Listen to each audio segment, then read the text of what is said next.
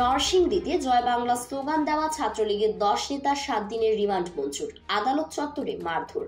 District correspondent নরসিংদীতে নিষিদ্ধ ঘোষিত ছাত্রলীগের 10 নেতাকর্মীকে 7 দিনের রিমান্ড মঞ্জুর করেছে আদালত।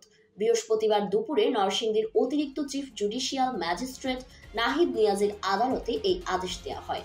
এর আগে সকালে নরসিংদী জেলা কারাগার থেকে তাদের কোর্ট হাজতে রাখা হয়। এ সময় বৈষম্য বিরোধী ছাত্রদের উপস্থিতিতে আদালত পাড়ায় উত্তেজনাপূর্ণ পরিবেশ তৈরি হয়। এর আগে ছাত্রলীগ আদালত চত্বরে জয় বাংলা ও শেখ হাসিনা ফিরবে স্লোগান দেওয়ায় ছাত্র জনতা ক্ষোভ প্রকাশ করে।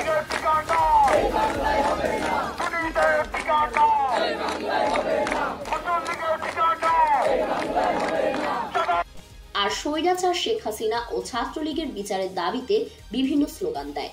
পরে আদালতে থাকা বঙ্গবন্ধু শেখ মুজিবুর রহমানের ও নরসিংদী আইনজীবী সমিতির ভবনে থাকা সাবেক শিল্পমন্ত্রী অ্যাডভোকেট নুরুল মজিদ মাহমুদ হুমায়ুনের মুরালে ভাঙচুর চালায় তারা।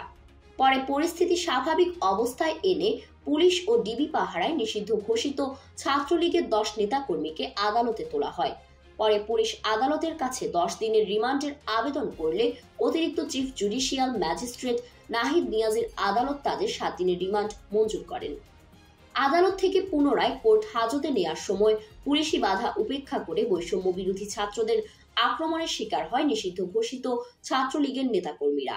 এ সময় কয়েকজনকে মারধর করা হয়।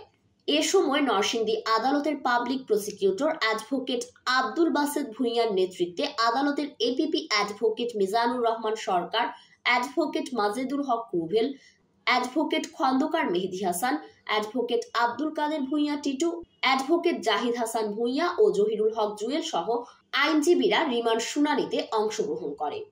নরসিংদী আদালতের এপিপি অ্যাডভোকেট খন্দকার মেহেদী হাসান বলেন, সন্ত্রাস বিরোধী আইনের মামলায় ছাত্রলীগের 10 নেতাকর্মীকে আদালতে তোলা হয়। আমরা 10 দিনের রিমান্ড চাইলে আদালত তাদের 7 দিনের রিমান্ড মঞ্জুর করে জেল হাজতে প্রেরণ করেছে। এর আগে সোমবার ভোরে নরসিংদী থেকে ঢাকা যাওয়ার পথে পার্শ্ববর্তী জেলা নারায়ণগঞ্জের রূপগঞ্জের কাঞ্চন এলাকা থেকে ছাত্রলীগের 10 নেতাকে গ্রেফতার করে পুলিশ। পরে তাদের সন্ত্রাস বিরোধী আইনে গ্রেফতার দেখিয়ে পুলিশ তাদের আদালতে পাঠালে আদালত তাদের জেল হাজতে প্রেরণ করেন।